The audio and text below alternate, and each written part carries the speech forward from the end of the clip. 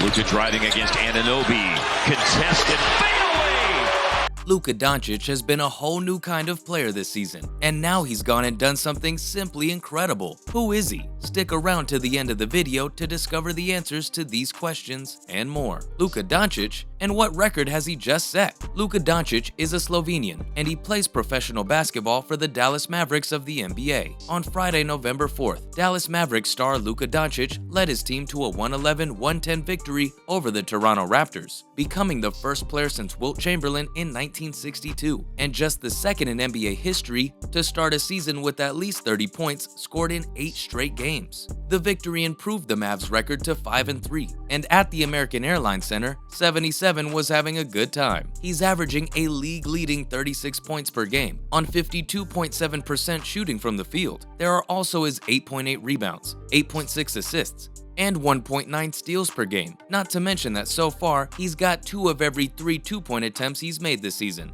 That evening, Luka not only made history, but also had a great time doing it. The 23-year-old sensation delivered plenty of highlights, and he caused even more smiles as the Mavericks prevailed against the Raptors after a spirited battle. The highlight of the night came late in the third quarter, with Doncic stuck on 29 points. In order to secure the record-breaking performance, he used some dribble moves before drilling a difficult contested fadeaway just as the Raptors were throwing double teams his way. Chamberlain, a 4-time NBA MVP, was the most recent to do it, doing so in 1962 to 1963. Chamberlain attained this feat first in 1959 to 1960, and in that same season, Twyman also did it. In the short time that he's been in the NBA, Doncic has often crossed paths with NBA icons while routinely smashing records set by the game's all-time greats. And following the win, he noted the continued presence of the legendary former player of the San Francisco Warriors, Philadelphia 76ers, and Los Angeles Lakers. However, Doncic still has some way to go to equal the record of consecutive 30-point games to open a season. Chamberlain set the record by doing it in 23 consecutive games. He did it again in 8 games in 1959 and 1960, and that put him in second place on the list. The Slovenian, who many believe would be named MVP this season,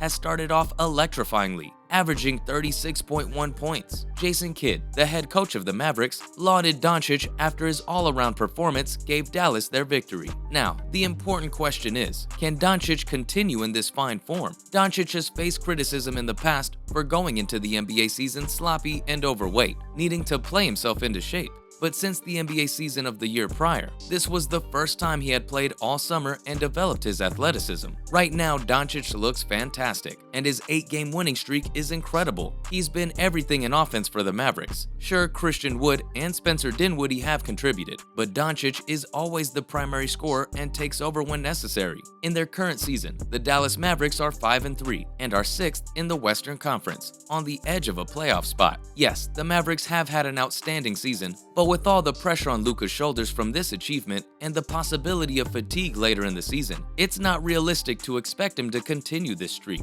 The NBA season lasts a long time, and the Mavericks lost their secondary scorer from the previous campaign to the New York Knicks. Averaging 16.3 points, 5 assists, and 4 rebounds per game, Brunson had a significant influence on the Mavs last season. The Mavericks' success was largely due to Brunson, who had some outstanding performances with them, really blossoming near the end of the season. No doubt Luka is in the best shape and form of his life, but he might get exhausted at some point in the season. However, there's the rare possibility that he'll go right on and prove us wrong, and we'd love nothing more. So, what do you think? Can he continue this brilliant form?